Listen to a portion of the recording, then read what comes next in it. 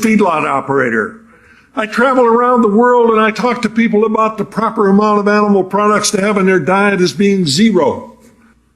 I started talking to people about not eating animals. Talked to them about mad cow disease. They thought I was the one that had holes in my brain because they'd never heard of it. But I ended up on the Oprah show. I told a few million people that we were grinding up cows and feeding them back to cows, that we were scraping up roadkill, deer, elk, possum, raccoons, and we were feeding those back to cows. And then we were taking euthanized pets, dogs and cats, full of chemicals that were used to kill them. The city of Los Angeles alone, 200 tons of dogs and cats a month are being ground up and put back into the feed for our pets or our food animals. Oprah, her eyes were as big as saucers. She turned around and looked at the guy from the National Cattlemen's Beef Association and said, "Dr. Weber, are we feeding cows to cows?" I will never forget what he had to say. There's a limited amount of that going on. Well, the next thing out of Oprah's mouth got us sued. She said, "That stops me cold. I will never again eat a burger." They ended up suing us for 6 years. Hundreds of thousands of dollars defending our right to tell the American people the truth.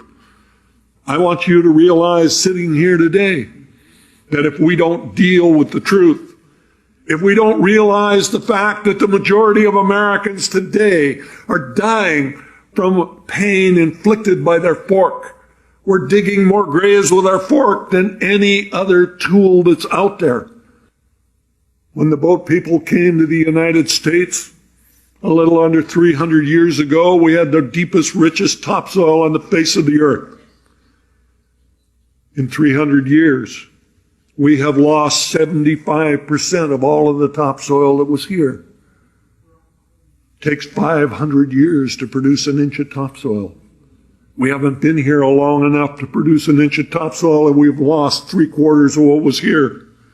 If we are going to survive as a Homo sapiens species, we need to understand the fact that 80% of all of the grain that is produced in the United States of America today is stuffed down the throat of an animal. It takes 16 pounds of grain to produce 1 pound of meat. 16 pounds of grain, you can feed 32 hungry people. Which is the best use of our resources? We need to understand that the future is to feed healthy people, not animals to kill them. I spent 45 years of my life in animal production.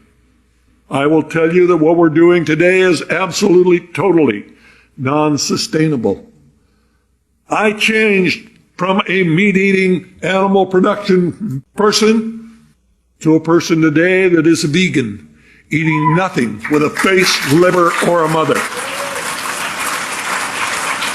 I changed my diet for my health. I do what I do today as a hardcore vegan for the love of the animals. I know that no animal has to die for me to live. We have to understand that our job is not to do everything. Our job is to do everything that we can do. Go veg. Go green.